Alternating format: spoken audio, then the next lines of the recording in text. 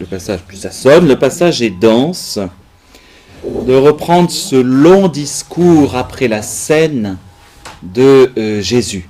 Je vais juste revenir un tout petit peu en arrière, juste après le départ de Judas. Donc en fait, on est dans les chapitres 14 à 17.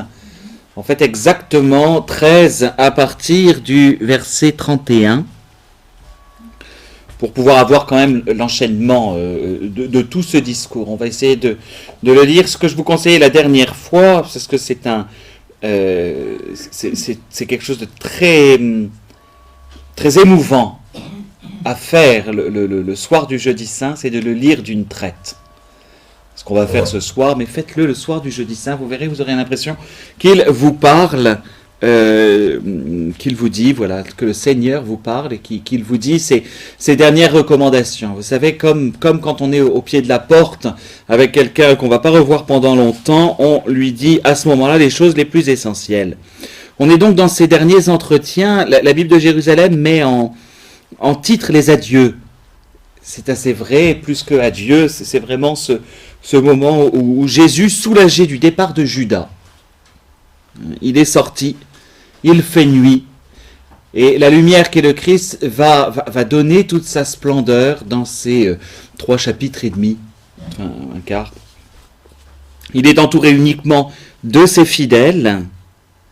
Maintenant, voilà, ça y est, l'heure est arrivée, le Christ va pouvoir tout dire, en tout cas dire tout ce qui est le plus essentiel. Entre guillemets, celui dont la présence, qui est Judas, empoisonnait un peu l'ambiance, est sorti, et par conséquent, on peut enfin, le Christ va pouvoir révéler toute sa dimension. La chose intéressante dans ce chapitre, on va le lire en entier, ce sont ces 4 apôtres qui, comme nous, vont continuer de l'interroger.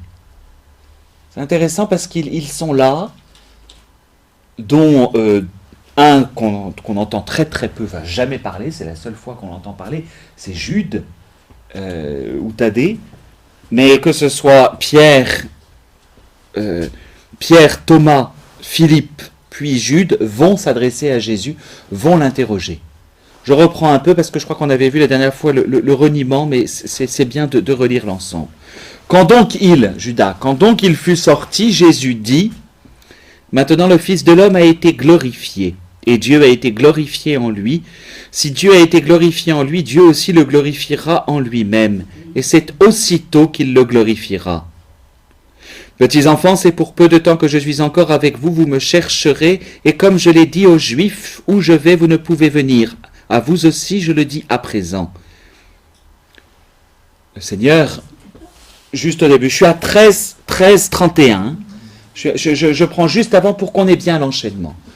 Le Seigneur s'adresse à eux, et voilà, l'heure de la glorification. On y est. On y est dans cette heure de la glorification, et c'est quelque chose de très particulier chez Saint Jean. Autant si vous lisez Saint Matthieu, dans une moindre mesure Saint Luc, mais Saint Matthieu particulièrement, c'est pas l'heure de la glorification, c'est l'heure de l'accomplissement. Le Christ accomplit ce pourquoi il est venu. Un personnage comme un homme comme Bach a très très bien rendu ça. Si vous écoutez, c'est ce que je fais, je les écoute que pendant le carême, à vrai dire. Il y a des tas de pénitences qu'on se donne pendant le carême, et il y a moi un plaisir que je me donne pendant le carême, c'est d'écouter les 2 passions de Bach, celle de Saint Matthieu et celle de Saint Jean. Et si vous écoutez les 2, vous allez voir que la passion de Saint Matthieu est inexorable. Elle chute. Très simplement, vous écoutez les uns après les autres le mystère du calvaire, la mélodie que nous connaissons très très bien. On connaît bien cette mélodie que l'on chante au moment de la Passion, et elle descend, demi-ton par demi-ton, on tombe. C'est-à-dire qu'il y a chez Saint Matthieu un accomplissement des Écritures, quelque chose, j'allais dire, d'irrésistible. C'est comme ça. Dans la Passion selon Saint Jean, c'est le contraire. Le Christ apparaît dans une gloire absolument phénoménale. On le verra beaucoup plus au moment de l'arrestation. Et c'est intéressant. Le Christ s'adresse aux gens qui viennent l'arrêter. Qui cherchez-vous? Jésus de Nazareth. Ils tombent tous par terre. Saint Jean montre cet homme en gloire, et pour nous c'est très très très paradoxal. Et en fait, nous ne pouvons comprendre la Passion, qu'on verra donc dans 15 jours, juste avant de l'entendre le vendredi saint. Nous ne pouvons comprendre la Passion et en avoir une vraie lumière qu'en ayant ce discours. Souvenez-vous, la dernière fois, je vous ai parlé du lavement des pieds, le Christ qui s'abaisse jusque-là. Et si le Christ est élevé, glorifié, c'est sur la croix. Saint Jean le saisit d'une manière admirable. Et donc, pour passer de cet abaissement du Christ au lavement des pieds jusqu'à son élévation sur la croix, on verra parce que le matin de la résurrection est un tout autre ordre, justement, chez Saint Jean. Pour faire ce passage-là, il y a ce long discours. Voilà. Et donc, il commence là-dessus. Voilà. Je vais vous montrer ce que c'est que ce chemin de la gloire.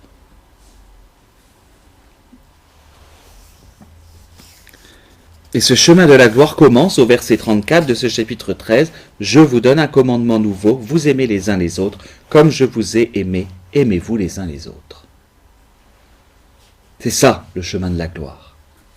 Et à partir de ce commandement, le Christ va déployer tout le reste. Tout le reste de son discours, c'est quoi? C'est aimer. C'est ce commandement. À ceci, tous reconnaîtront que vous êtes mes disciples si vous avez de l'amour les uns pour les autres. Et comme d'habitude, le Christ est déjà allé un peu plus loin. Saint Pierre, attends, tu t'en vas. Saint Pierre, Simon Pierre lui dit, Seigneur, où vas-tu? Je comprends rien là. Le discours que le Christ adresse n'entre pas tout de suite. Les apôtres ne comprennent pas aussitôt. Le discours que le Christ adresse les laisse non pas de marbre, mais ils sont ailleurs. Et ils sont sur la séparation. Et là, l'enseignement du Seigneur va leur faire comprendre. La gloire passe par sa passion. Mais il faut qu'ils le comprennent. Et Saint Pierre, Simon Pierre le dit, mais il le dit pour les autres, à vrai dire. On serait pareil. Jésus lui répondit, « Où je vais, tu ne peux pas me suivre maintenant, mais tu me suivras plus tard. » Pierre lui dit, « Pourquoi ne puis-je pas te suivre à présent? Je déposerai ma vie pour toi. » Souvenez-vous, Pierre emploie, je vous l'ai dit la dernière fois, Pierre emploie les mêmes termes que Jésus. Il ne fait pas que singer, il faut le voir aussi. Saint Pierre, c'est comme Sainte Marthe, ils ont cette relation avec le Christ qui est tellement passionnelle, qu'il va employer les mêmes termes que son Seigneur. Je veux déposer ma vie, je la livre pour toi. Jésus répond, tu déposeras ta vie pour moi, en vérité, je te le dis, le coq ne chantera pas que tu ne m'aies renié 3 fois. La fameuse annonce du reniement de Pierre. Quelque chose qui est très commun, qui est commun à tous les évangiles. Tous vont parler de ce reniement.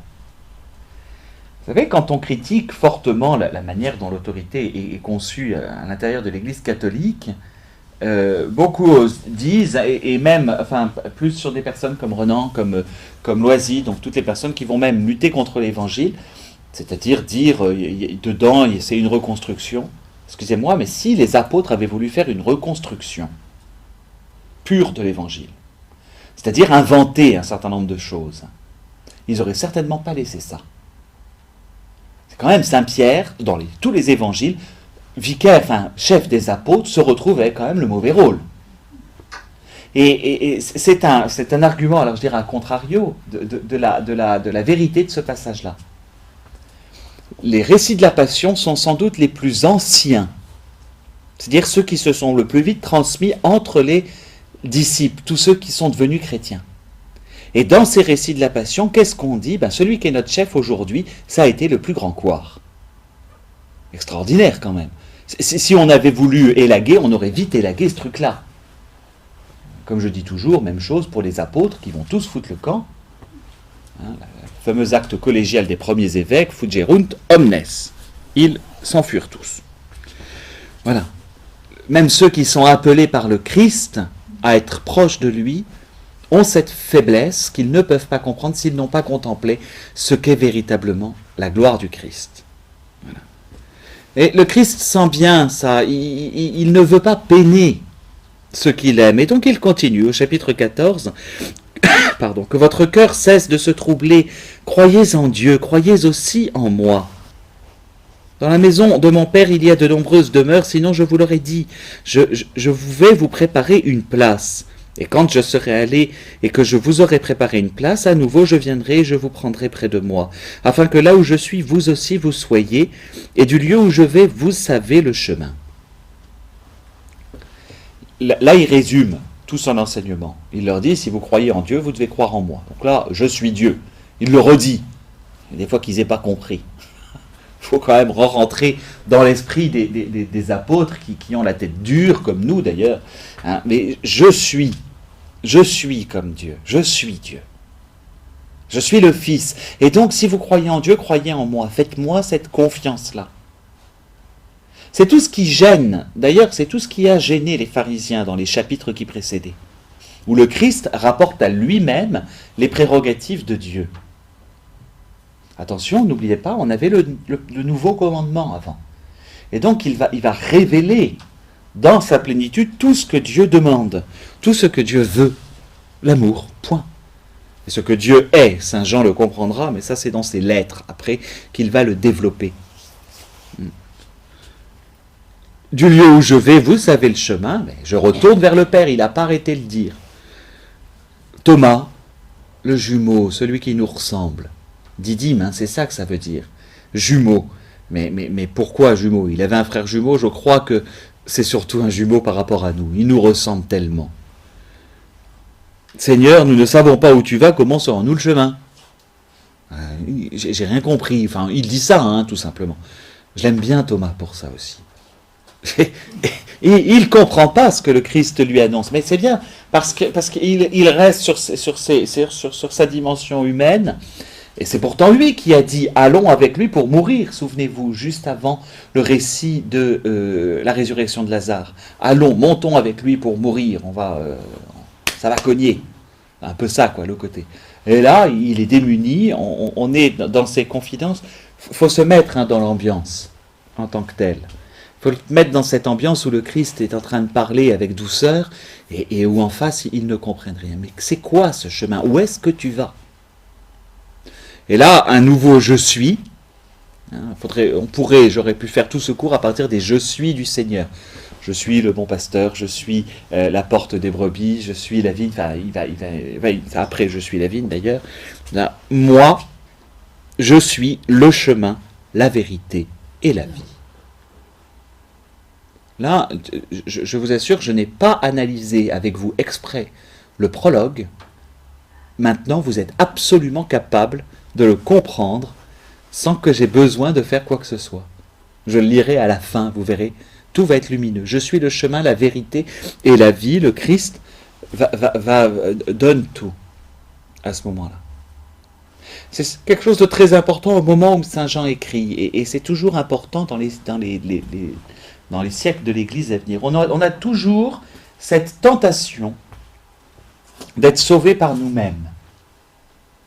Tentation qui revient chroniquement dans le cœur des hommes. Après, il y a eu des querelles, Pélage contre Saint-Augustin, il y a des querelles régulières. Luther va se retrouver face aussi à ce problème-là, Calvin aussi. Ils sont toujours, comment est-ce que je peux? Le Christ nous le dit de manière très, très simple, il n'y a que par moi. La vraie expression n'est pas hors de l'Église, point de salut, mais hors du Christ, point de vie. Je préfère dire comme ça. C'est lui seul qui peut nous permettre d'entrer au ciel.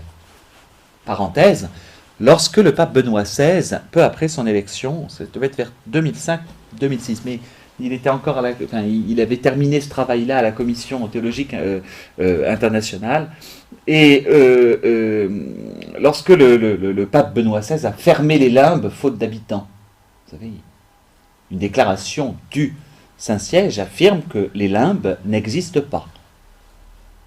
Chose étonnante et qui a soulagé dans un contexte qui est celui du XXe et du XXIe siècle où, en raison de la mort d'enfants, y compris intra-utérins, il fallait trouver une solution théologique. La solution en question est une solution qui a été donnée au Moyen-Âge, celle des limbes, donc qui est entre guillemets une solution temporaire théologique qui va être, ça n'a jamais été un dogme d'ailleurs, va dire, des enfants qui sont nés sans baptême, ils sont à un endroit où on ne sait pas trop où, on ne sait pas trop comment, ils sont à un endroit et par conséquent ils attendent la fin du monde. En raison de cela, je suis le chemin, la vérité et la vie, et parce que le Christ a partagé la totalité de notre humanité, le Saint-Père va dire, en raison de cela, parce que le Christ a partagé la totalité de notre humanité, ils ont la possibilité d'entrer au ciel par lui, justement. C'est exactement à cause de cette expression-là. C'est important à dire. Aujourd'hui, c'est même urgent. Quand des personnes se repentent particulièrement d'un avortement, c'est une belle réponse que nous pouvons désormais leur donner, en raison de cette action salvifique du Christ, parce qu'il est le chemin, la vérité et la vie. C'est à mettre en parallèle avec l'autre expression, qui ne vient pas du Christ, mais de Pilate, voici l'homme.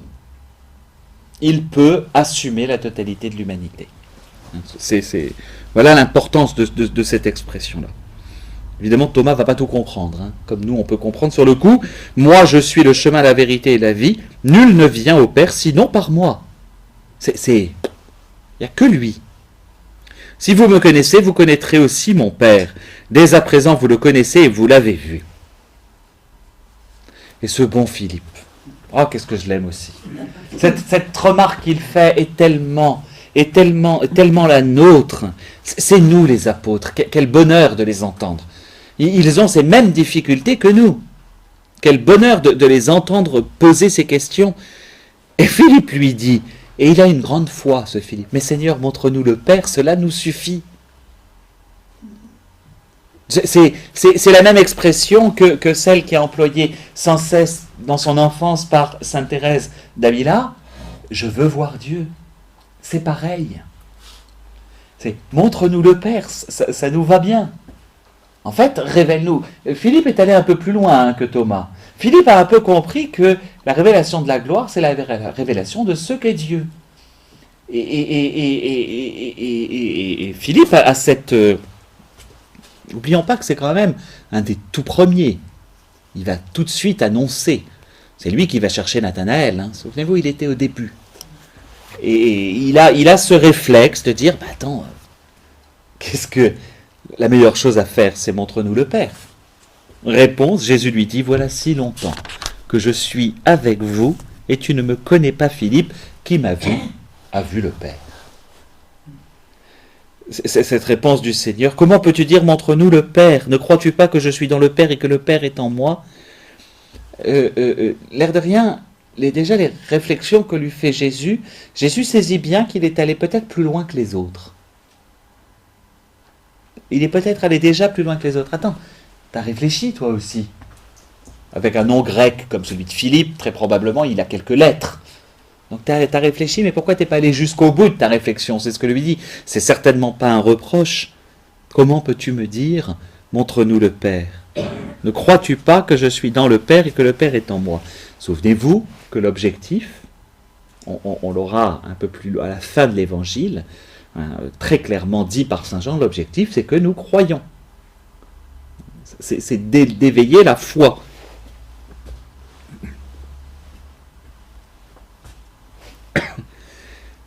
Philippe est comme Moïse à ce moment-là.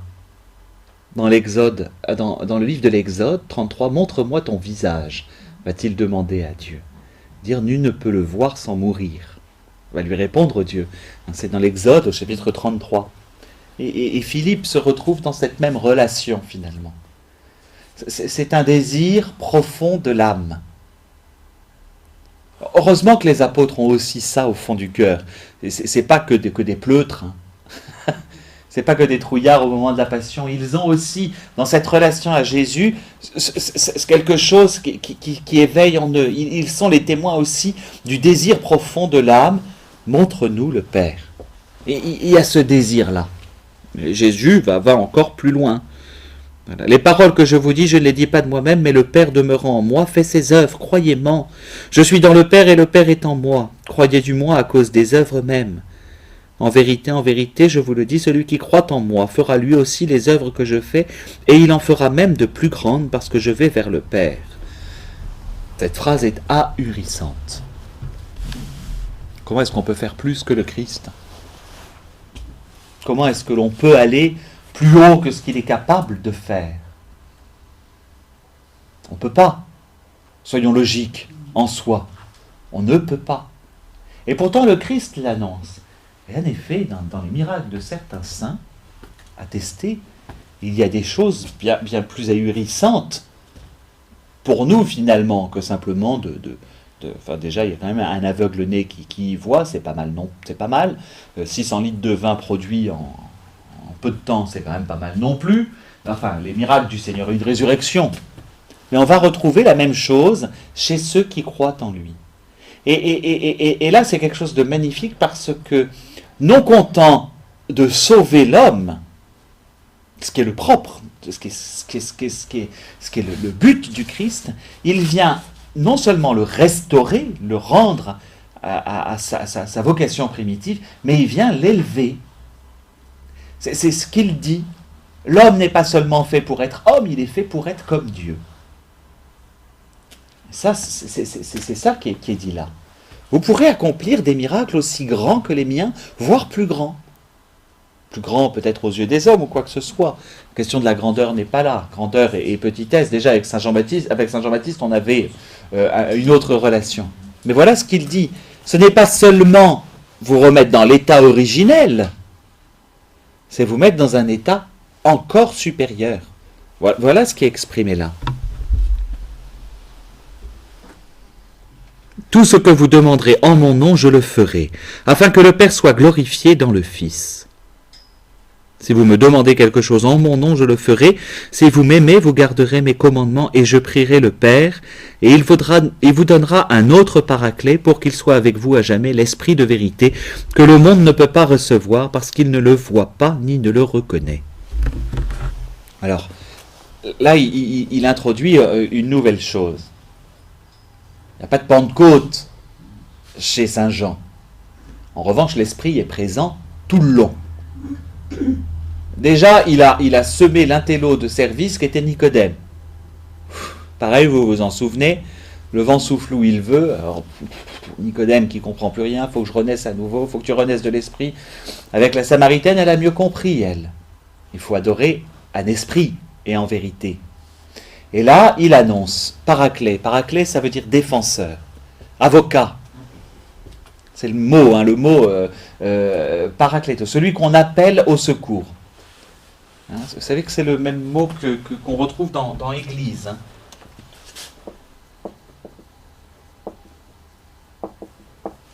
Paraclet, c'est intéressant parce que ça nous permet de saisir à travers ce terme qu'emploie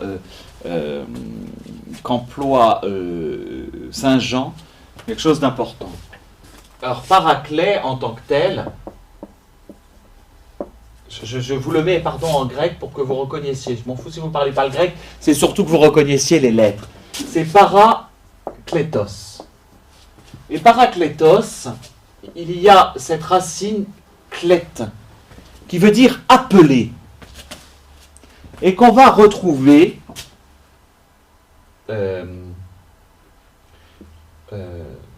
si c'est un peu. Je l'écris en grec parce qu'on ne le voit pas obligatoirement. Ecclésia. C'est le même mot. C'est-à-dire le mot, alors en français, excusez-moi, hein, dans ce cas-là, si je le retranscris, c'est-à-dire le mot église. C'est sûr que c'est parce que les deux sont quand même un peu loin. Qu'est-ce que c'est que l'église? C'est l'ecclésia, ceux qui sont appelés par qui? Par le paraclétos, celui qu'on appelle au secours. Ceux qui sont rassemblés par l'Esprit Saint, tout simplement. Excusez-moi de faire ce côté un peu intello, mais ça aide bien à comprendre quand même sur les deux mots. Après, c'est pas du bon grec parce que je sais plus où sont les accents et j'ai jamais retenu où étaient les accents en grec. Je suis pas bon pour ça. Les esprits et les accents. Il doit y avoir un esprit doux ici. Enfin bon, je sais plus. Mais c'est pas mal quand même de le savoir. Il y a donc quelque chose qu'il va envoyer. C'est la première fois qu'il l'annonce clairement. Dans ce chapitre 14, il va envoyer donc cet Esprit Saint. Saint Jean est celui qui définit le mieux. Après, ce sera Saint Paul d'ailleurs qui le fera très bien. Mais Saint Jean est celui qui définit le mieux ce que c'est que cet Esprit Saint. Celui qui est envoyé pour nous défendre. Nous défendre contre qui? Contre Dieu? Contre le Père?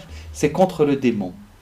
Et Saint Jean le dira encore plus clairement dans sa première lettre, contre notre cœur qui nous accuse. Si nous avons besoin d'un défenseur, ça n'est pas contre Dieu. Ce n'est pas quelqu'un qui va juger pour nous. La notion de jugement est toujours là, elle est aussi très présente chez Saint Jean. Mais la notion de jugement, ça n'est pas un jugement, entre guillemets, comme on a pu l'imaginer. Il y a quelque chose de vrai là-dessus. Mais ce n'est pas Dieu qui nous accuse de nos fautes au moment du jugement personnel. C'est le démon qui nous accable de nos fautes. Attention à ça. La miséricorde de Dieu veut toujours agir pour nous. Mais le démon fera tout contre. Et ça, il faut très bien le différencier. Ça n'est pas Dieu qui juge nos œuvres mauvaises, mais c'est le démon qui nous les montre et qui peut conduire au désespoir à ce moment-là. C'est du côté du mal que vient la condamnation. Jésus n'arrête pas de le dire d'ailleurs chez Saint Jean. Je suis passé un peu rapidement sur ces passages-là, mais c'est quand même très très important. Alors, il était plus facile, et c'est normal d'ailleurs. Ne nous offusquons pas d'une manière de comprendre le jugement pendant toute une période, que ce soit même d'ailleurs dans l'Ancien Testament, comme l'expression du courroux de Dieu. Vous savez, il y a évidemment dans chacun de nos péchés quelque chose qui blesse l'amour infini. Mais ce qui nous condamne, ça n'est pas Dieu, c'est notre cœur, d'abord, influencé par le démon. Le « Je vous salue Marie » ne sert qu'à ça. Le fameux « maintenant et à l'heure de notre mort », c'est pour qu'au moment de paraître devant le Seigneur, notre cœur soit défendu. Advocata nostra, on chante dans le Salve Regina. Notre avocate, elle aussi. Et l'Esprit Saint a ce rôle-là d'abord. De nous défendre, pas contre Dieu, pas contre le Père, mais contre la manière dont notre cœur s'accuse.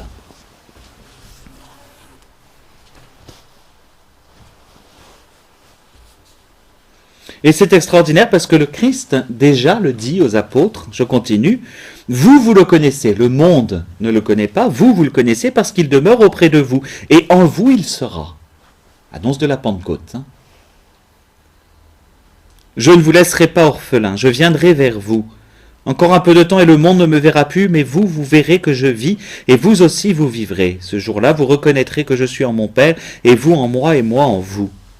Celui qui a mes commandements et qui les garde, c'est celui-là qui m'aime. Or, celui qui m'aime sera aimé de mon Père, et je l'aimerai, et je me manifesterai à lui.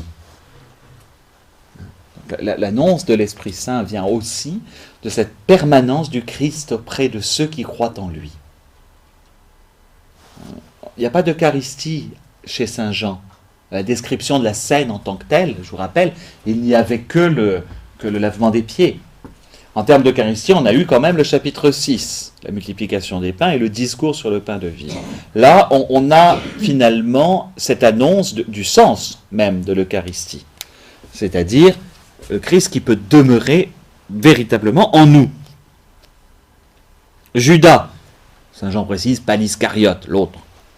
Judas lui dit, Seigneur, comment se fait-il que tu doives te manifester à nous et non pas au monde? Là aussi, il est allé assez loin. Il a très bien compris. Pourquoi est-ce que c'est à nous manifester épiphanie? C'est le mot. La manifestation, c'est l'épiphanie. Ou théophanie. On est vraiment de l'ordre du discours comme il y a une théophanie au Sinaï. Dans l'Exode, le Christ se révèle dans sa totalité à ce moment-là. Et Judas ne comprend pas. Pourquoi est-ce qu'il n'y en a que peu finalement? Pourquoi il n'y a que nous? C'est la question du monde. Et là, on va avoir perpétuellement cette opposition entre le monde et son prince. Maintenant, le prince de ce monde est rejeté.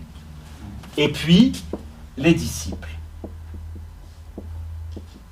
C'est effrayant parfois, on a toujours l'impression, mais on pourra avoir il n'y a pas de juste milieu, il n'y a pas une troisième voie. Soit on choisit. Regardez en mémoire le monde, tout à l'heure je vous en reparlerai avec le chapitre 17.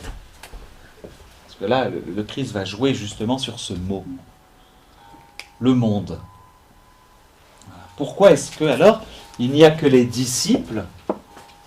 Il demande à Jésus, pourquoi il n'y a que nous? En gros, et c'est une question qu'on se pose tous, pourquoi le Christ ressuscité n'est pas apparu à tout le monde au moment de sa résurrection? Tout le monde aurait dû croire. Soyons logiques. Et c'est cette question-là qui est posée. Jude interroge à ce moment-là. Mais pourquoi? Pourquoi est-ce que tu te manifestes qu'à nous? Tu pourrais... Et c'est toujours la même question. Le Christ ne veut pas forcer la foi. Ne peut pas forcer cette foi. Et donc, et d'autre part, il le dit, il le sait, il y aura toujours des détraqueurs contre lui. Et Jésus lui répond, on a encore l'impression un peu à côté de la plaque, si quelqu'un m'aime, il gardera ma parole et mon Père l'aimera, et nous viendrons vers lui, et nous nous ferons une demeure chez lui. Celui qui m'aime et ne garde pas mes paroles, celui qui ne m'aime pas, ne garde pas mes paroles. Et ma parole n'est pas de moi, mais du Père qui m'a envoyé. Je vous ai dit cela tandis que je demeurais près de vous. Est-ce qu'il répond ou pas? Oui. Parce qu'en fait, le disciple, certes, c'est d'abord celui qui va croire, celui qui croit. Le disciple est celui qui croit.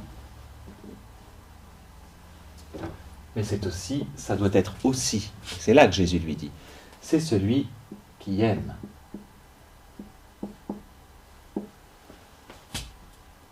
Et là, il y a une très grande nuance. Les démons croient en Dieu. Qu'est-ce que c'est que croire pour Jésus? C'est d'abord aimer. Le monde, on peut croire en l'existence de Jésus, enfin historiquement c'est prouvé, le monde peut toujours rentrer dans un certain... On peut croire. Mais qu'est-ce que c'est que véritablement la foi? Là, je vous rappelle, le commandement nouveau est toujours au-dessus, c'est ce que Jésus lui dit. Le monde peut parfaitement croire un certain nombre de choses, mais ça ne suffira pas si on ne sait pas que croire simplement...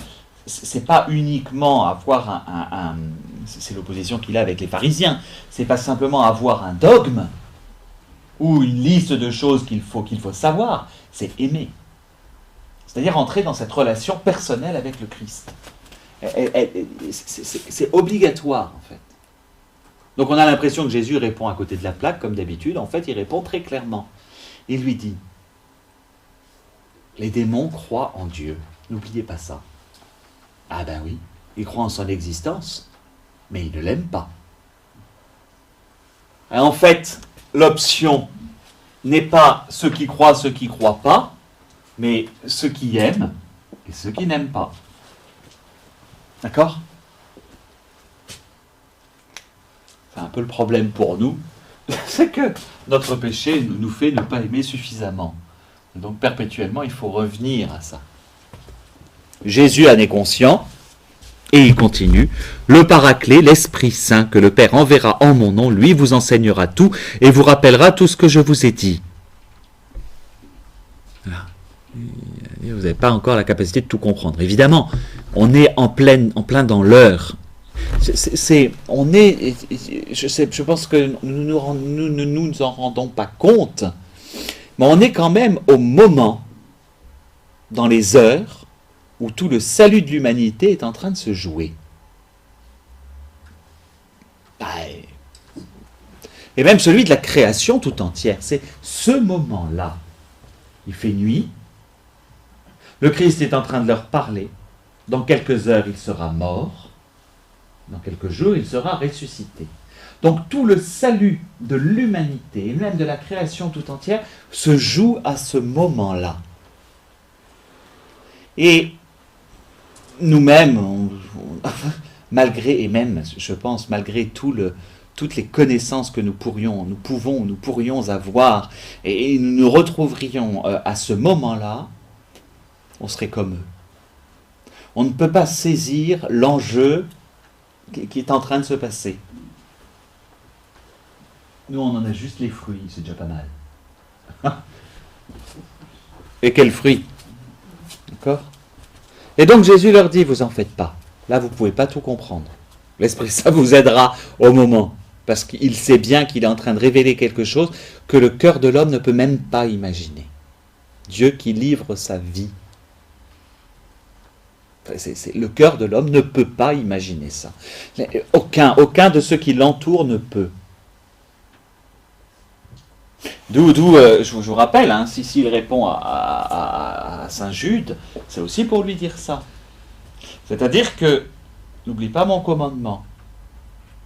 Aimez-vous les uns les autres comme je vous ai aimé. D'accord? Ça, c'est le point de départ.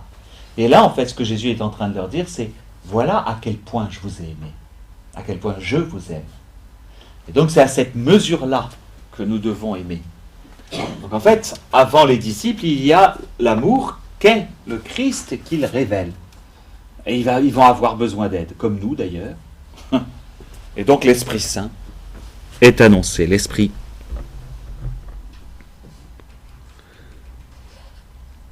Et là, cette magnifique parole que la liturgie reprend, parce que c'est ça aussi. Je vous laisse la paix. C'est ma paix que je vous donne. Je ne vous la donne pas comme le monde la donne. Qu'est-ce que c'est alors que la paix? C'est l'absence de guerre? Non. C'est celle du cœur. Et donc il l'explique après, que votre cœur ne se trouble ni ne s'effraie. C'est ça la paix. C'est lorsque le cœur n'est pas troublé ni effrayé. Vous avez entendu que je vous ai dit, je m'en vais, je reviendrai vers vous. Si vous m'aimiez, vous vous en réjouiriez de ce que je vais vers le Père, parce que le Père est plus grand que moi. Verset qui a posé beaucoup de problèmes dans les premiers siècles de l'Église, parce qu'on considérait donc que le Christ était inférieur au Père. Par conséquent, il n'avait pas la même qualité de divinité que le Père. Attention que ce verset-là ne signifie pas que le Christ est moins que le Père. Nous, on hiérarchise. Ça, c'est la compréhension humaine qui a toujours cette difficulté-là.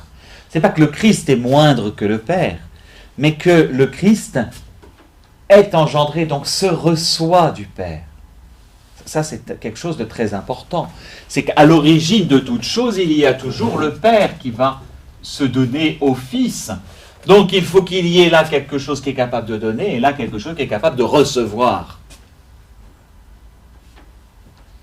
Et donc, il y a un deuxième, obligatoirement. Il faut qu'il y ait un premier qui donne. Sinon, c'est le problème de la poule et de l'œuf. Dans la foi, on n'a pas ce problème-là.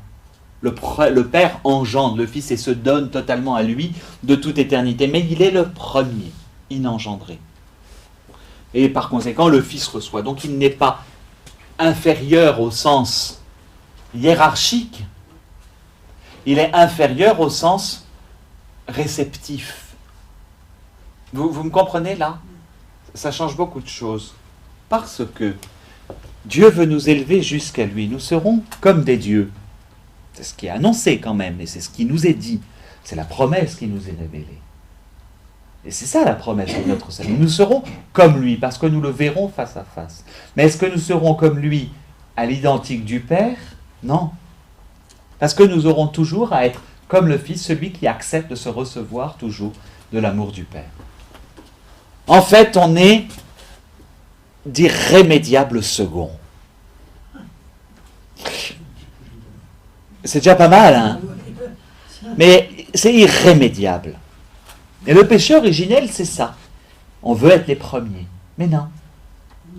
Et Saint Jean rajoutera ça dans sa première lettre. Dieu nous a aimés le premier. C'est pas nous qui avons aimé Dieu en premier. Et là, il y a une différence fondamentale avec toute autre forme de religion. C'est pas nous qui avons à amadouer Dieu, Et c'est Dieu qui cherche d'abord, entre guillemets, à nous amadouer. Je le disais ce matin dans le cours sur les femmes de la Bible, c'est le sketch de Raymond DeVos. L'homme existe, je l'ai rencontré. En fait, c'est Dieu le premier. La première question de Dieu au jardin de la création, où es-tu? C'est Dieu qui s'adresse d'abord à nous. Alors ça, pour notre vie de prière, c'est toujours très compliqué parce qu'on a l'impression qu'on ne l'entend pas, qu'il ne nous parle pas, en fait qu'on est légèrement sourd. Bon, ça, c'est une autre paire de manchets. Voilà. Donc le Père est plus grand que moi. Je vous le dis maintenant avant que cela n'arrive, pour qu'au moment où cela arrivera, vous croyiez. Je ne m'entretiendrai plus beaucoup avec vous, car il vient le prince de ce monde. Sur moi, il n'a aucun pouvoir. Mais il faut que le monde reconnaisse que j'aime le Père et que je fais comme le Père m'a commandé. Levez-vous, partons d'ici. Et là, on est sur le chemin où, allez, on y va. Et le Christ est prêt à vivre sa passion. On y va. Tout le monde se lève. Vous imaginez, et on va vers la porte. Et c'est ça qui est génial, parce que les 3 chapitres qui suivent, c'est vraiment le pas de la porte. Attendez, il y a 2-3 bricoles que je veux vous dire avant qu'on y aille. Et c'est génial, ça, parce que c'est vraiment humain. C'est vraiment notre nature humaine qu'il porte. Il est au pas de la porte, levons-nous. Alors les exégètes vont dire, non mais c'est un morceau, mais prenons-le spirituellement. Et là, il faut que je vous en dise encore. Attendez, j'ai pas tout dit. Voilà. C'est ce moment-là qui est vraiment le moment clé.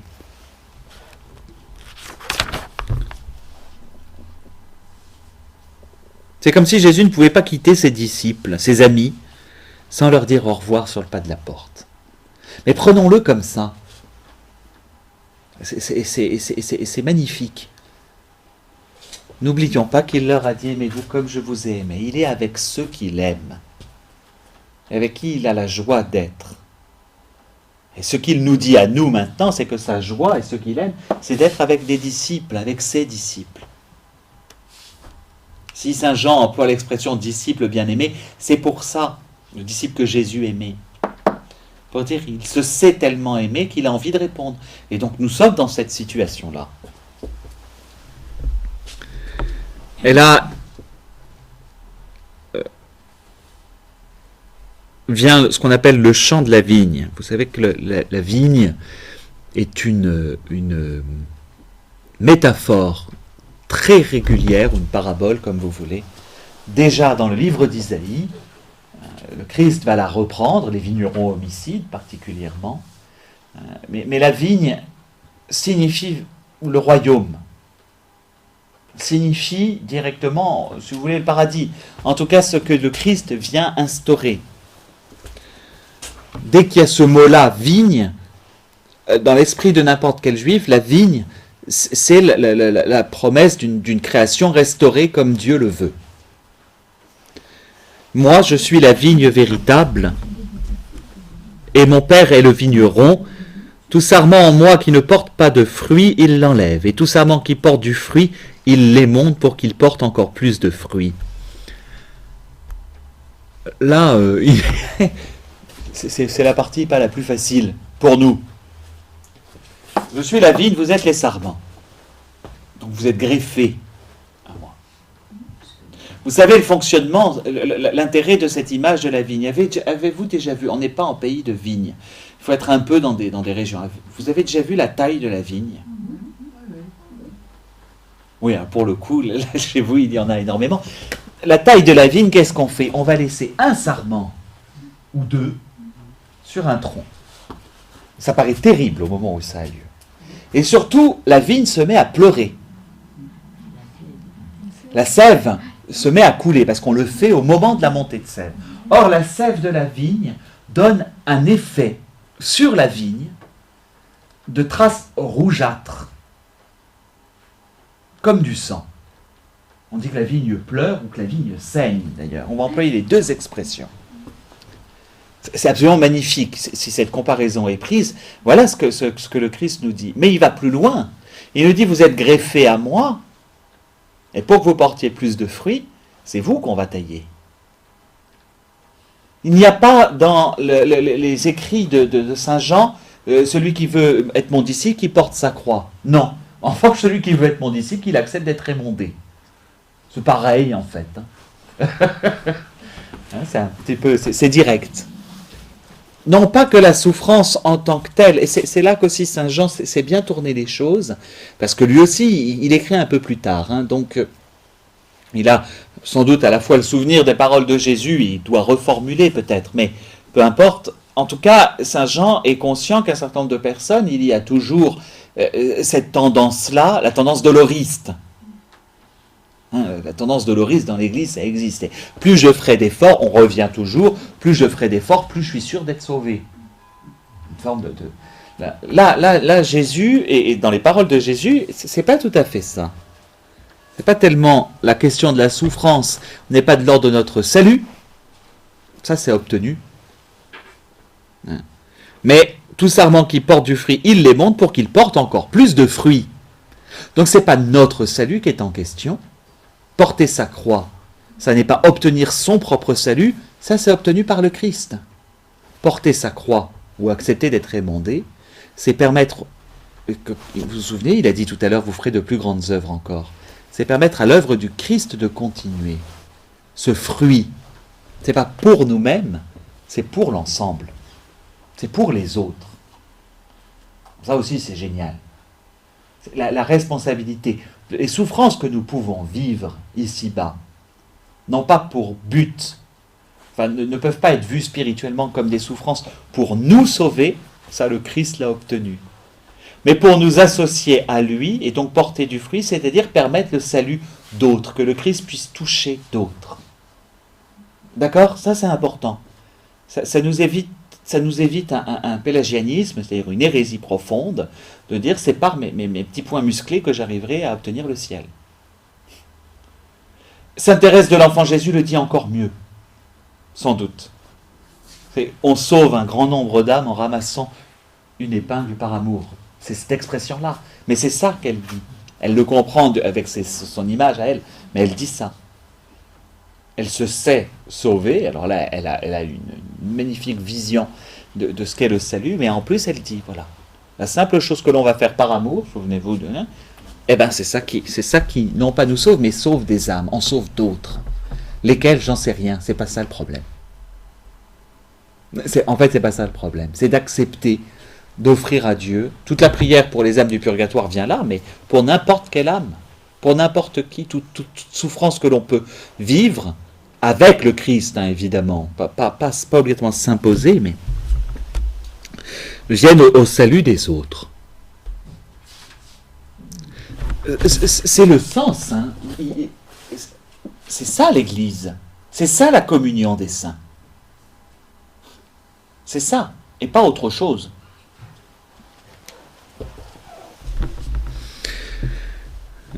D'ailleurs, il le dit, déjà vous êtes purs grâce à la parole que je vous ai dite. Demeurez en moi comme moi en vous. De même que le sarment ne peut de lui-même porter du fruit s'il ne demeure pas sur la vigne, ainsi vous non plus si vous ne demeurez pas en moi. Point. Voilà. Ce que je viens de vous expliquer. Moi je suis la vigne, vous les sarments. Celui qui demeure en moi et moi en lui, celui-là porte beaucoup de fruits. Car hors de moi, vous ne pouvez rien faire. Et c'est beau parce que c'est là que l'on peut articuler les mérites des hommes. Nos mérites à nous. Et la comparaison, la métaphore, la parabole, comme vous voulez, est magnifique pour ça. Vous n'êtes pas l'origine du salut, mais vous pouvez en porter des fruits. Voilà. Vous n'êtes pas le tronc. Vous n'êtes pas vraiment la vigne. En revanche, par mon bon plaisir, entre guillemets, j'accepte que vous en portiez. Si quelqu'un ne demeure pas en moi, il est jeté dehors comme le sarment, il se dessèche.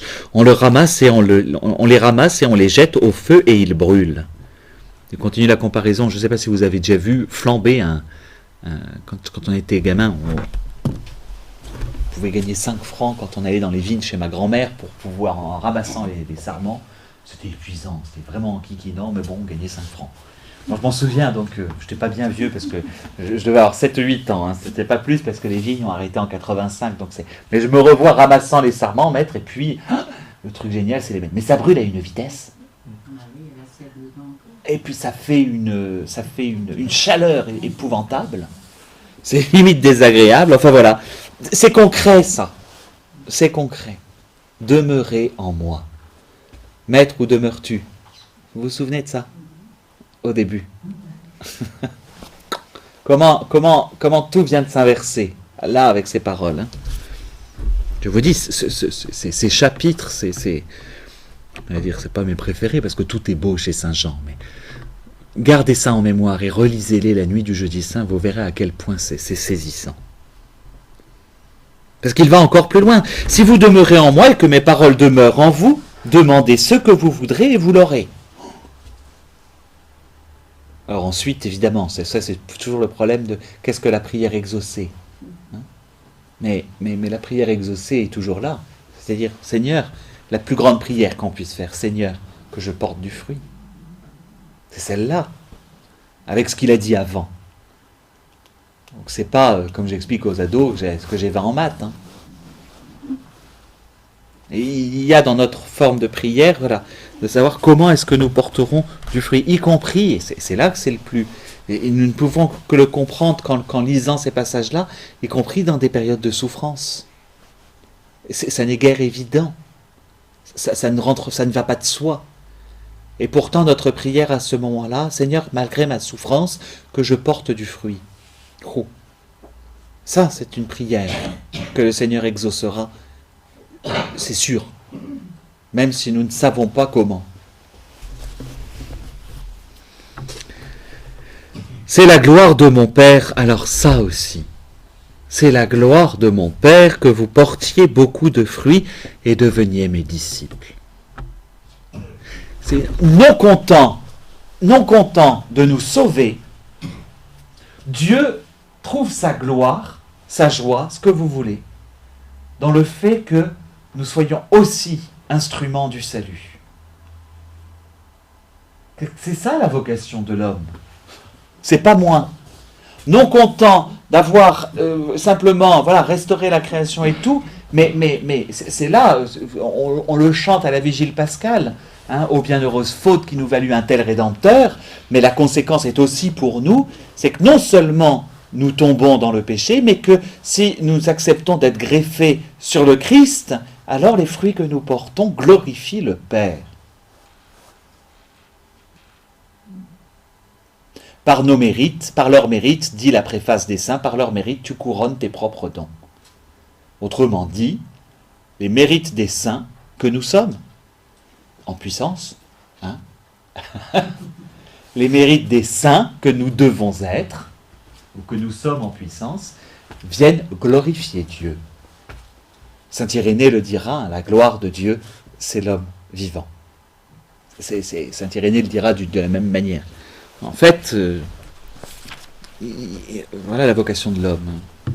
Pour ça, méditer. Mais ça continuer de le méditer après, ça, je crois que ce n'est plus possible de s'arrêter. C'est la gloire de mon Père que vous portiez beaucoup de fruits et deveniez mes disciples. Comme le Père m'a aimé, moi aussi je vous ai aimé. Demeurez en mon amour. Si vous gardez mes commandements, vous demeurez en mon amour. Comme moi, j'ai gardé les commandements de mon Père et je demeure en son amour. Je vous dis cela pour que ma joie soit en vous et que votre joie soit complète, achevée, totale. C'est ça que ça veut dire. J'avance un peu plus vite pour aller un peu plus loin pour la venue du Paraclet, pardon. Voici quel est mon commandement. Il sait qu'ils ont du mal à enregistrer, donc il répète. Hein. Vous voyez qu'on tourne la même idée depuis le début. Hein, mais voici quel est mon commandement. Vous aimez les uns les autres comme je vous ai aimé. Nul n'a plus grand amour que celui-ci, déposer sa vie pour ses amis.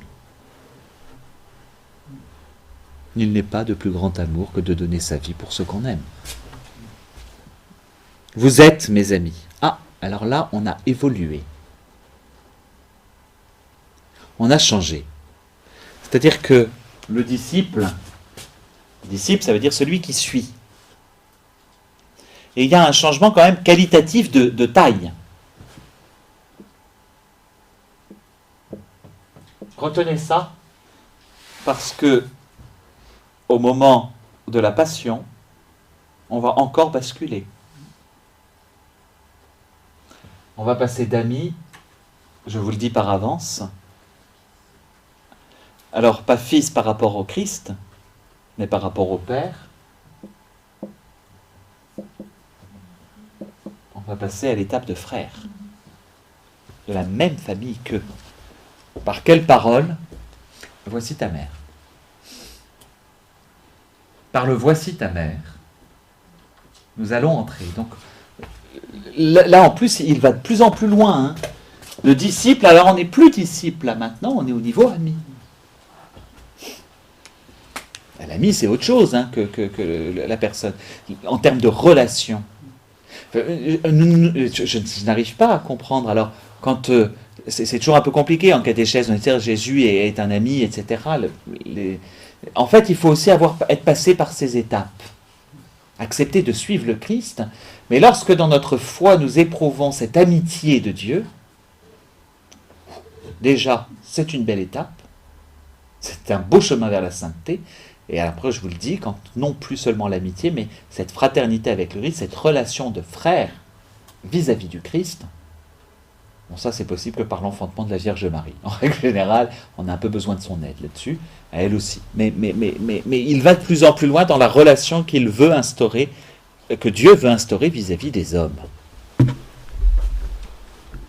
Vous êtes mes amis, il y a quand même une condition, si vous faites ce que je vous demande. Je ne vous appelle plus serviteur, car le serviteur ne sait pas ce que fait son maître, mais je vous appelle ami, parce que tout ce que j'ai entendu de mon Père, je vous l'ai fait connaître. Voilà. On a même avant, et d'ailleurs, attendez, ça commence à être la pagaille. Si vous voulez, on va avoir ces étapes qui se font.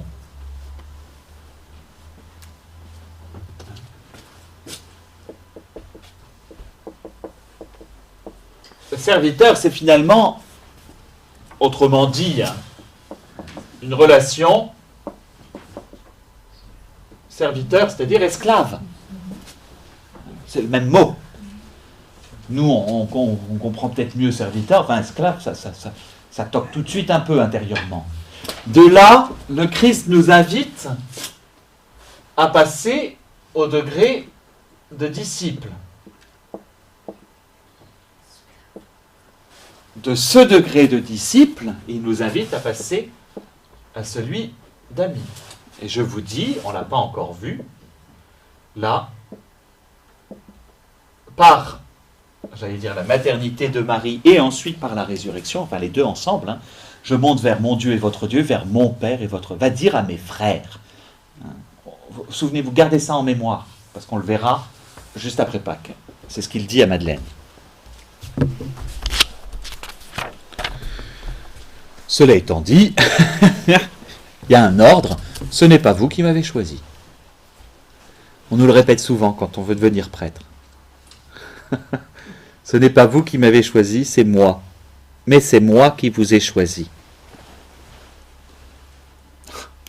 C'est toujours un peu... c'est l'amour-propre qui prend un petit coup. Dans la vie religieuse, c'est pareil, c'est pas vous qui m'avez choisi. C'est moi. Et ce côté second, j'avoue que notre amour-propre, qu'on le veuille ou non, en prend un petit coup. Mais si, librement, j'ai répondu, oui, mais c'est moi qui ai appelé le premier. Un ami, à tort, me disait, j'étais tellement, je trouvais très important, et puis il a compris la bêtise qu'il disait. J'étais tellement habitué dans ma vie de prière, etc., que je me suis dit, il faut que j'aille plus loin et que je donne ma vie pour le Christ. Non. Je lui ai dit, c'est faux. C'est pas possible. Ou alors c'est du volontarisme. Et ça ne marchera pas. N'oublie pas que c'est d'abord Jésus qui est venu te tirer l'oreille.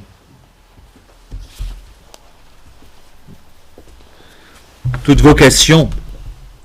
Et là où c'est intéressant, il s'adresse aux apôtres, certes, mais il ne s'adresse pas qu'aux consacrés. Il s'adresse à tous. C'est toute personne qui veut bien lui répondre. C'est là qu'est notre liberté. Notre liberté, elle n'est pas de nous adresser à Dieu, elle est de lui répondre.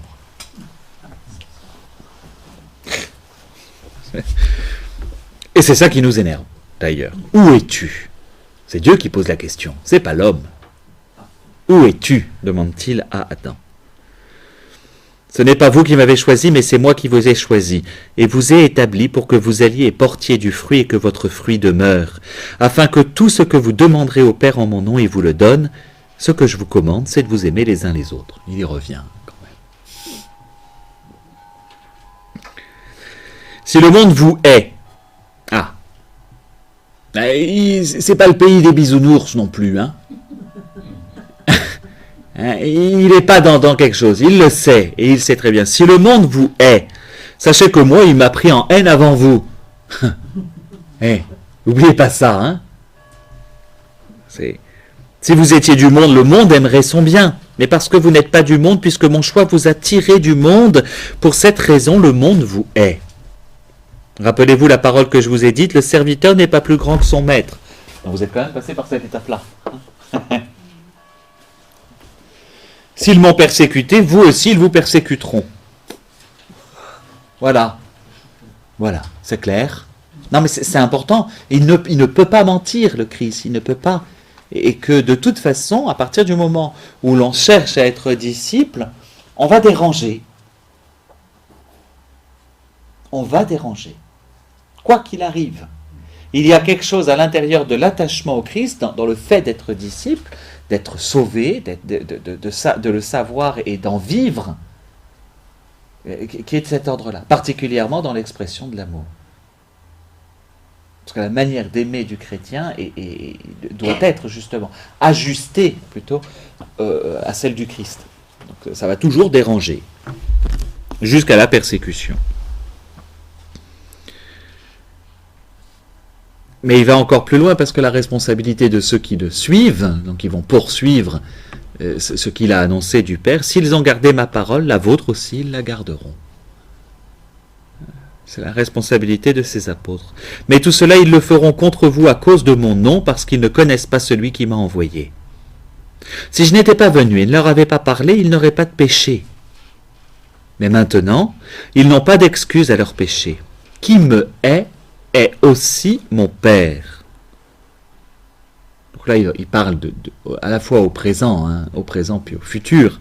Et là, il parle de ces hommes qui l'ont rejeté au moment où il parle. Si je n'avais pas fait parmi eux les œuvres que nul autre n'a faites, ils n'auraient pas de péché. Mais maintenant, ils ont vu et ils nous haïssent. Et moi, et mon Père. Mais c'est pour que s'accomplisse la parole écrite dans leur loi, ils m'ont haï sans raison. Là, les apôtres ont dû avoir un peu de mal à tout saisir, parce qu'il part entre un futur et puis un présent. Lorsque viendra le Paraclet, que je vous enverrai d'auprès du Père, l'Esprit de vérité qui vient du Père, il me rendra témoignage. Mais vous aussi, vous témoignerez, parce que vous êtes avec moi depuis le commencement. Je finis avec le début du chapitre 16. Je vous ai dit cela pour vous éviter le scandale, la chute.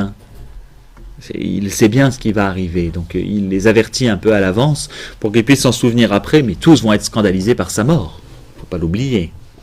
On vous exclura des synagogues. Bien plus, l'heure vient où quiconque vous tuera pensera rendre un culte à Dieu.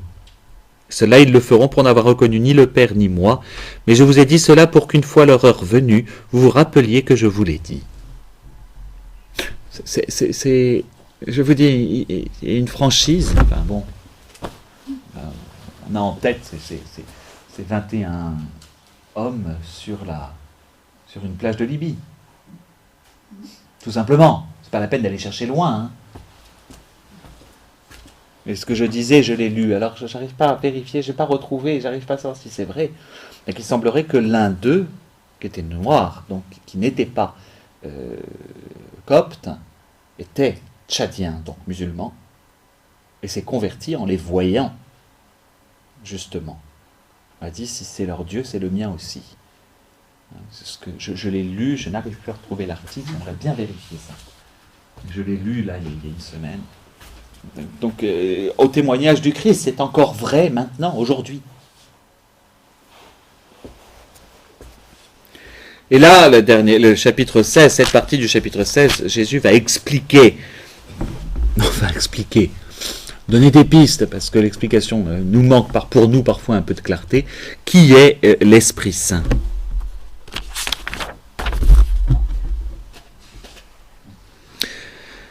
Je ne vous ai pas dit cela dès le commencement parce que j'étais avec vous.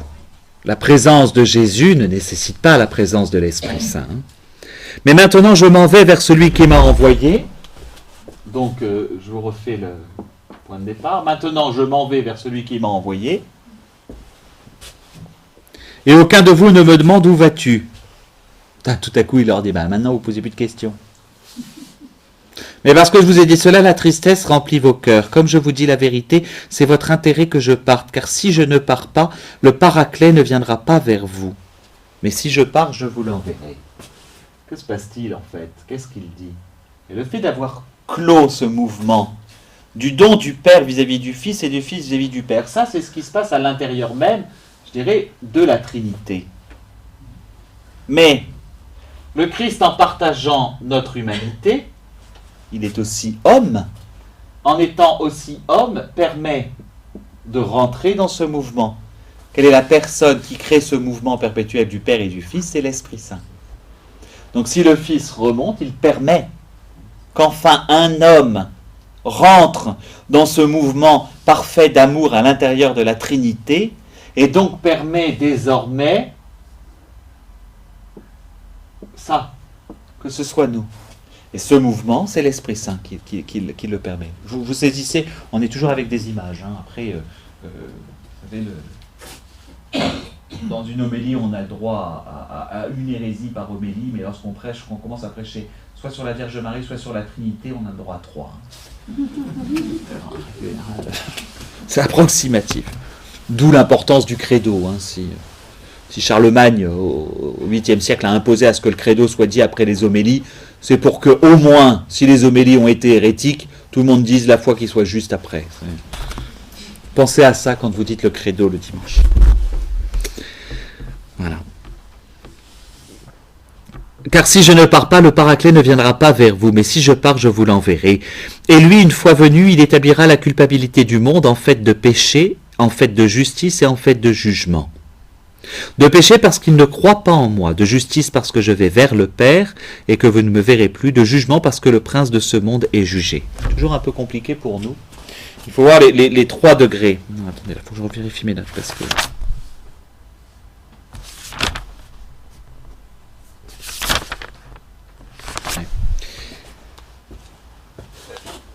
Bien saisir, après, Saint Jean développe, le Christ développe là 3 idées un petit peu qui sont nuancées.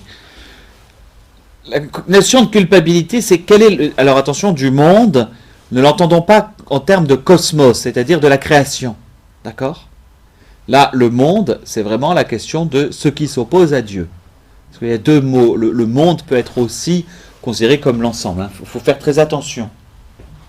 Notre opposition au monde, entre guillemets, du chrétien, de manière générale, n'est pas par rapport à l'univers.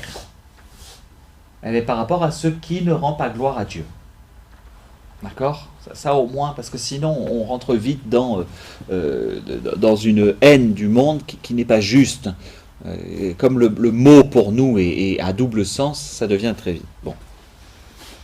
Question du péché. La question du péché, du monde en tant que tel, le plus grave péché, c'est en effet que le monde ne croit pas en Jésus. C'est-à-dire ne croit pas qu'un homme, à la fois homme et Dieu, puisse nous rendre au Père.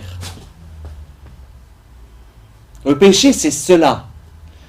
C'est-à-dire ne pas croire que la volonté du Père est de nous ramener à lui, non pour nous anéantir, mais pour nous glorifier. Ce que le Christ est venu révéler, c'est ça. On l'a entendu avant. Et le péché, c'est cela. Tout acte ensuite, le péché au sens général du terme. Après, on a une imagination débordante pour le mettre en œuvre, ce péché. D'accord ? L'humanité là-dessus est excellente. Ça, c'est une première chose. Il y a aussi la question de la justice. Attention, que le mot justice pour nous, c'est justice tribunal. Je le prends souvent comme exemple. Là, la justice, c'est la justice au sens d'ajustement à Dieu. En musique, on dirait justesse. C'est-à-dire que le Christ, en remontant vers le Père, remet l'humanité à sa juste place, si vous voulez, à celle qui lui est dédiée dès la création, dans le projet de Dieu. C'est ça, être juste. Grosso modo, c'est quand toutes les pièces sont en bonne place. Il faut que le puzzle soit bien fait. Ou en musique, il faut que les choses soient accordées. Et donc, en fait de justice, parce que le Christ remonte vers le Père, retourne vers le Père, il remet l'humanité. Mais de la même manière, il y a, entre guillemets, une condamnation parce que le monde ne veut pas. Le monde, pareil, ne veut pas retourner vers le Père, c'est retrouver sa place initiale. Vous saisissez ça? C'est important. Et donc le troisième point, en fait, de jugement, et là aussi c'est intéressant parce que le prince de ce monde est jugé. Ici il y a un tribunal, c'est par rapport à lui. S'il y a un tribunal de Dieu, c'est par rapport à lui, parce qu'il est le premier à avoir refusé l'amour, qu'il est homicide, qu'il ne veut pas que l'homme revienne à Dieu. D'accord? Voilà pourquoi il sépare les trois. Et ça aussi, c'est ce que fait l'Esprit Saint. C'est l'Esprit Saint éclaire le cœur pour comprendre d'abord qu'il faut s'attacher à la personne de Jésus.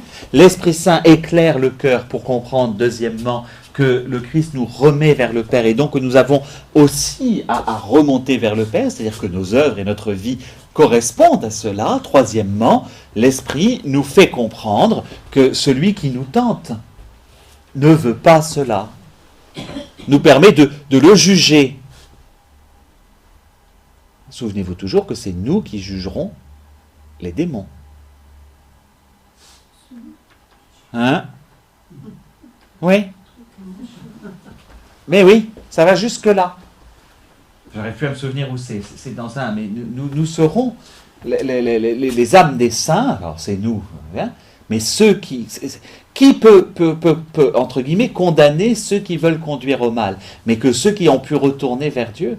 Quand le Christ dit vous siégerez et vous jugerez les 12 tribus d'Israël, il y a aussi quelque chose de cet ordre-là, où c'est aux personnes sauvées qui auront à juger les anges déchus.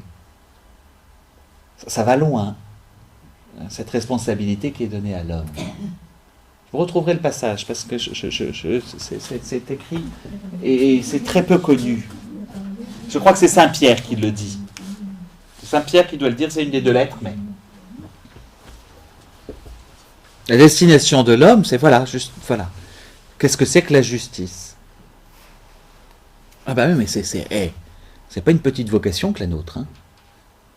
Pour ça, il va loin, Saint Jean, qui plus est. Voilà. J'ai encore beaucoup à vous dire, mais vous ne pouvez pas le porter à présent. Mais quand il viendra, lui, l'Esprit de vérité, il vous guidera dans la vérité tout entière. Car il ne parlera pas de lui-même, mais ce qu'il l'entendra, il le dira, et vous expliquera les choses à venir. Lui me le glorifiera, car c'est de mon bien qu'il recevra, il vous l'expliquera. Tout ce qu'a le Père est à moi, voilà pourquoi j'ai dit que c'est de mon bien qu'il reçoit et qu'il vous l'expliquera. On est en train d'expliquer ce que c'est que la Trinité. Ça m'arrange parce que c'est aussi clair que nous quand on a essayé d'expliquer ce que c'est que la Trinité. Comme quoi, c'est quand même difficile à expliquer. Encore un peu et vous ne me verrez plus, et puis un peu encore et vous me verrez. C'est l'annonce de la mort et de la résurrection, simplement. Quelques-uns de ses disciples se dirent entre eux, qu'est-ce qu'il nous dit là? Encore un peu et vous ne me verrez plus, et puis un peu encore et vous me verrez. Et je vais vers le Père. Il disait, qu'est-ce que ce un peu? Nous ne savons pas ce qu'il veut dire. Ça chuchote, pendant qu'il est en train de parler, tout simplement. Jésus comprit qu'il voulait le questionner. Il leur dit, vous vous interrogez entre vous sur ce que j'ai dit. Encore un peu et vous ne me verrez plus, et puis un peu encore et vous me verrez. En vérité, je vous le dis, vous pleurerez et vous vous lamenterez, et le monde se réjouira. Vous serez triste, mais votre tristesse se changera en joie. La femme sur le point d'accoucher s'attriste parce que son heure est venue, mais lorsqu'elle a donné le jour à l'enfant, elle ne se souvient plus des douleurs, dans la joie qu'un homme soit venu au monde. On passe trop vite là-dessus, en règle générale, et nous-mêmes, dans la joie qu'un homme soit venu au monde, qu'un homme naisse. Et la joie du Christ, elle est là, c'est de faire naître l'homme, en fait, de le faire renaître. D'où la comparaison de la femme. Évidemment, nous on a en tête avec cette image-là, pas seulement celle de l'accouchement, mais de celle qui, dans la vision de l'Apocalypse, met au monde aussi. C'est le texte de l'Assomption. Vous aussi maintenant vous voilà triste, mais je vous verrai de nouveau et votre cœur sera dans la joie, et votre joie nul ne vous l'enlèvera. C'est plus que des promesses. C'est plus que des promesses de la part du Seigneur. Ce jour-là, vous ne me poserez aucune question. En vérité, je vous le dis, ce que vous demanderez au Père, il vous le donnera en mon nom. Il insiste, hein. Il insiste vraiment. Jusqu'à présent, vous n'avez rien demandé en mon nom. Demandez et vous recevrez pour que votre joie soit complète. Tout cela, je vous l'ai dit en figure. L'heure vient où je ne parlerai plus en figure, mais je vous entretiendrai du Père en toute clarté. Ce jour-là, vous demanderez en mon nom, et je ne vous dis pas que j'interviendrai pour vous auprès du Père, car le Père lui-même vous aime parce que vous m'aimez et que vous croyez que je suis sorti d'auprès de Dieu. Je suis sorti d'auprès du Père et venu dans le monde. À présent, je quitte le monde et je vais vers le Père. C'est que la relation même du Père qui aime, il est en train de nous dire que c'est la même pour nous. C'est cette manière dont, en prenant notre humanité, il prend chacune de nos personnes. Ce sera dit clairement par Pilate, étonnamment. Et en disant « voici l'homme », Pilate va dire « voilà celui qui finalement, voici l'agneau de Dieu, voici l'homme ». Les deux qui désignent le Christ, ce sont eux deux. Et Pilate va dire « mais celui qui est capable de porter toute l'humanité et de la conduire au Père ». Et donc, si le Père aime les hommes, c'est parce que le Christ s'est laissé aimer. Voilà la première chose qu'il nous apprend, se laisser aimer. Et finalement, c'est pas facile. Finalement, c'est même très difficile. De se laisser aimer par le Christ, par le Père. Et le seul moyen que nous avons, c'est cette relation. Je reviens juste sur une toute petite chose. Le « en mon nom » qui tout à coup apparaît. Saint Paul le dira encore mieux, hein, au nom de Jésus, tout genou fléchisse au ciel, sur terre et aux abîmes, afin, et que toute langue proclame Jésus-Christ est Seigneur à la gloire du Père. Le nom de Jésus, qui fait l'objet d'une fête dans l'Église, le 3 janvier, le nom de Jésus prend la valeur, entre guillemets, le poids. En grec, enfin en hébreu, pardon, ça veut dire c'est la gloire finalement, le poids du nom même de Dieu. Nous n'avons plus le souci de savoir quoi prononcer pour invoquer le ciel. Là, Jésus, à ce moment-là, s'attribue plus encore une prérogative divine, mais plus loin, c'est son propre nom, Jésus. C'est pour ça qu'il n'est pas employé à mauvais escient. Quand on explique ça, c'est toujours compliqué. Parce que son nom a non pas une vertu particulière, c'est pas un nom magique. C'est toujours ça le problème, hein, notre relation à ça est complexe. Mais son nom, qui signifie Dieu sauve d'ailleurs, révèle tellement l'action de Dieu lui-même qu'il est suffisant. C'est pour ça qu'à la messe, le prêtre, en prononçant le nom de Jésus, doit incliner légèrement la tête. C'est non pas pour vérifier si la nuque est souple, mais très simplement pour montrer, c'est très compliqué à habiter parce que ça peut vite devenir un réflexe, mais pour habiter, pour montrer qu'en prononçant ce nom, il touche particulièrement le cœur de Dieu. C'est pour ça que toutes nos oraisons terminent par Jésus. Par respect, et puis, encore plus même que le respect, un côté affectif. Dieu aimant son Fils, et nous-mêmes étant associés à ce Fils par notre humanité, chacune de nos oraisons à la messe, dans toute prière, va être par Jésus. Et en donnant le nom à Dieu, c'est plus encore qu'un s'il vous plaît, qui serait de l'ordre du respect. C'est quelque chose qui va directement pointer dans le cœur du Père, parce que c'est son Fils. Vous comprenez ça? C'est d'où l'importance de ce nom, pour nous ensuite d'essayer de le prononcer à bon escient. Ses disciples lui disent, voilà que maintenant tu parles en clair et sans figure, nous savons maintenant que tu sais tout, et tu n'as pas besoin qu'on te questionne. À cela nous croyons que tu es sorti de Dieu.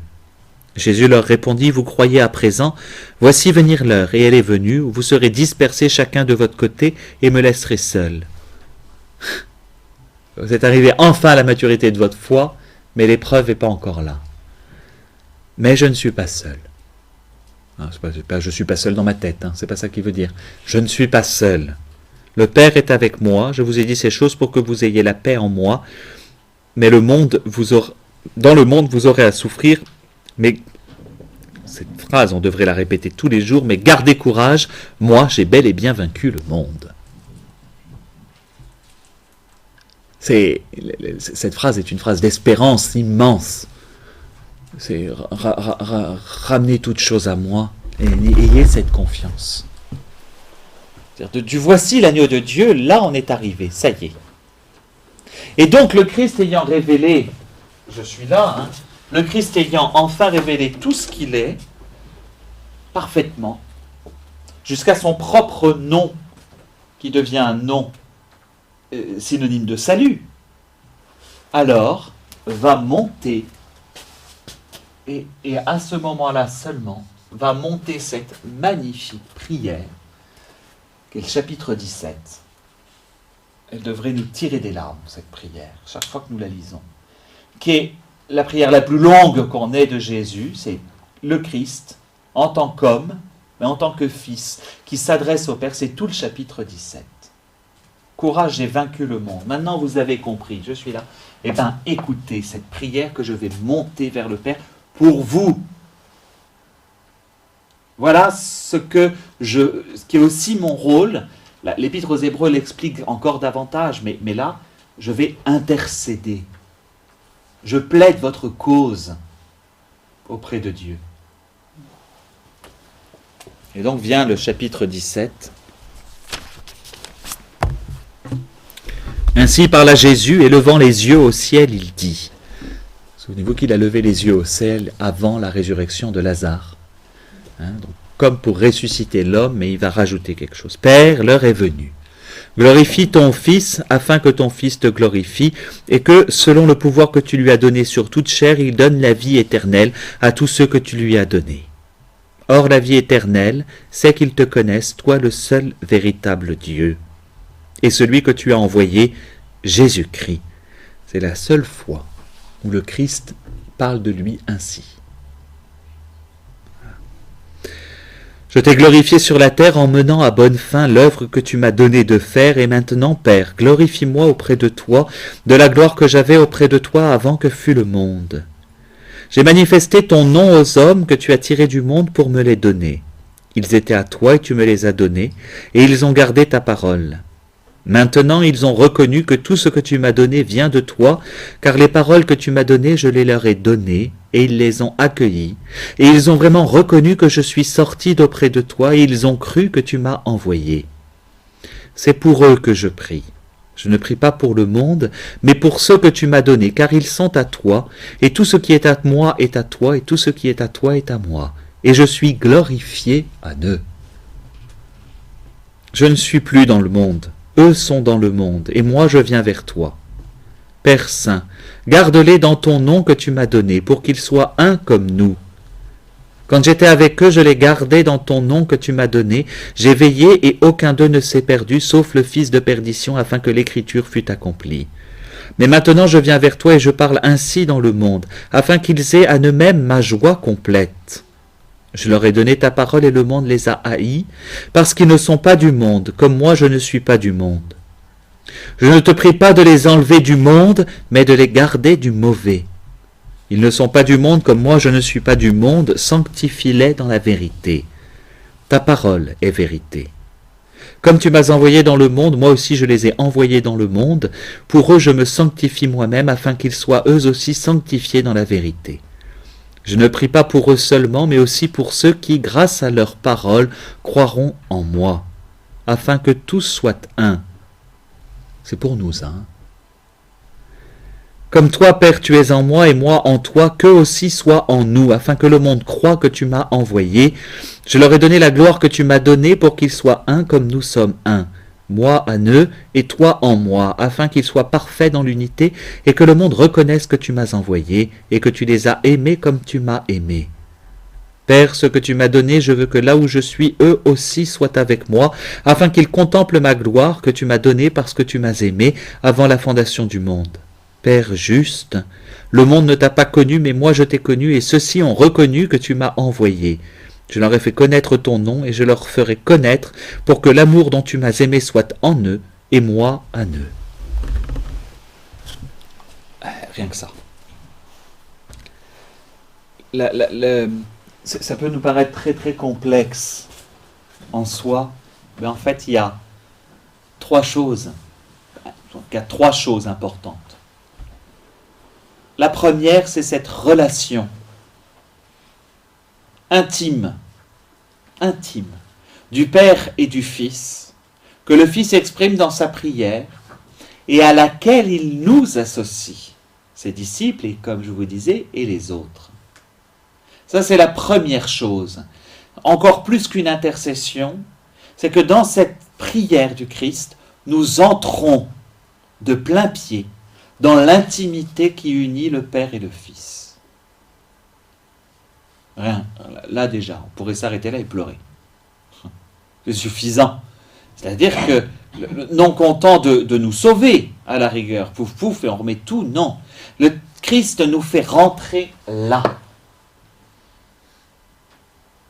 Nous ne sommes donc plus ni même créatures, ni même serviteurs, ni même amis, nous rentrons dans l'intimité de Dieu. Voilà le premier sens de cette prière. Et si les idées tournent, évidemment, parce que c'est cette manière dont l'amour du Père et du Fils est sans cesse en mouvement. Ça, c'est la première chose. La deuxième chose, qui me paraît qui est tout aussi importante, je retiens que 3 thèmes, après on pourrait revenir, c'est le rapport au monde. Nous sommes quand même dans l'humanité. Quel est le lien par rapport au monde ? C'est cette difficulté. Nous sommes dans le monde, mais nous ne sommes pas du monde. Voilà bien l'expression que le Christ emploie. C'est tout simplement quoi ? L'Église va le dire de manière contemporaine, c'est le déjà là et pas encore. On est toujours dans cette entre guillemets, souffrance entre nous sommes déjà avec le Christ au ciel. C'est pour ça que nous ne sommes pas du monde. Parce que, par notre baptême, nous sommes déjà avec lui là-haut. Oui, déjà, maintenant. Pas seulement une fois mort. Dès à présent, nous sommes au ciel. Dès à présent, nous tendons vers le ciel. Et nous y sommes appelés. Mais nous y en avons déjà une marque, parce que baptisés, nous sommes assimilés au Christ, et que si la tête est déjà au ciel, le corps aussi.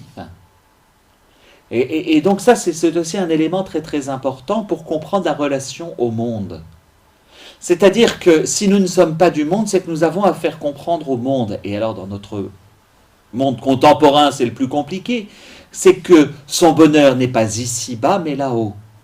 Et que ici-bas, la joie est de travailler à ce bonheur d'en haut, c'est-à-dire à tendre vers le ciel. Non pas à rejeter, le Christ ne demande pas à ce qu'on ait un rejet de notre existence terrestre, mais que notre existence terrestre soit toujours accrochée au ciel. Vous voyez ? Ça, c'est le deuxième élément, qui est quand même aussi important. Parce que le premier, il nous fait rentrer dans sa prière, dans sa relation avec le Père, il nous y met déjà. C'est saint Paul qui l'expliquera le mieux par la comparaison avec le corps. Mais finalement, c'est ça. Et enfin, et c'est la troisième chose, c'est l'unité. Justement, en parlant du corps. C'est une juste compréhension de ce qu'est l'unité du Père et du Fils. Unité qui n'est pas une fusion, et qui préserve chacune des personnes, et en même temps qui porte un fruit qui s'appelle l'Esprit Saint. Et que cette unité du Père et du Fils qui porte du fruit, souvenez-vous la vigne juste avant, eh bien c'est cette même unité à laquelle nous sommes appelés. Maintenant, pas à venir. C'est le fameux Utunum Sint, afin qu'il soit un. Une lettre encyclique ou... je ne sais plus, c'est peut-être pas une encyclique. En tout cas, que Saint Jean-Paul II a écrit pour parler justement de l'écuménisme. Retrouver cette unité, qui est l'unité qui lie le Père et le Fils. Mais l'unité des chrétiens, par exemple, n'a de sens, ou l'unité. Alors, l'unité des chrétiens, elle commence par l'unité des chrétiens dans un même lieu. Ça, c'est déjà compliqué. Faudrait commencer par celle-là, c'est-à-dire la manière dont nos relations sont mues avant toute chose par l'amour et non pas par nos intérêts propres. Donc là, c'est la première unité à laquelle nous devons travailler. À bon entendeur, parce que là, ça concerne chacun d'entre nous. Bref. Ensuite, elle va concerner évidemment tous nos frères chrétiens. Et là, il y a un travail important parce que la tunique déchirée du Christ devient quand même un peu... ça devient vite compliqué. Mais cette unité du genre humain, enfin des chrétiens, de ceux qui croient au nom du Christ, elle a un double rôle. Un rôle d'abord de rendre gloire à Dieu. L'unité des chrétiens, l'unité d'une communauté paroissiale, rend gloire à Dieu. D'abord. Et avant toute chose, elle est du côté de Dieu. Et surtout, parce qu'on vient justement de prier par rapport au monde, cette unité, c'est le fameux « voyez comme il s'aime » des Actes des Apôtres, cette unité rend témoignage. Tiens, je reprends encore un terme qui était celui de Saint Jean-Baptiste, rend témoignage au monde. Dans cette prière, voilà ce que le Christ nous dit. Il nous fait entrer dans l'intimité du Père et de lui. Il nous place déjà au ciel. Donc, sans nous mettre hors du monde, il nous met déjà hors du monde. Si vous comprenez, enfin voilà. Il nous met déjà à part. Nous sommes à part. Et c'est notre joie. Et surtout, parce que tous nous sommes à part, nous devons être unis. Et cette unité du corps du Christ doit être un témoignage pour le monde, afin que d'autres viennent rentrer dans cette unité. Vous saisissez? Voilà sa prière. Et voilà la prière par excellence. Retrouver cette relation avec Dieu pour que tout homme puisse retrouver cette relation avec Dieu. Cette prière ne suffit pas. Il va falloir que le Seigneur le montre par le don même qu'il va faire de sa propre existence, de sa propre vie, en restaurant totalement ce qui a été déchu par le péché. Eh bien, c'est dans 15 jours.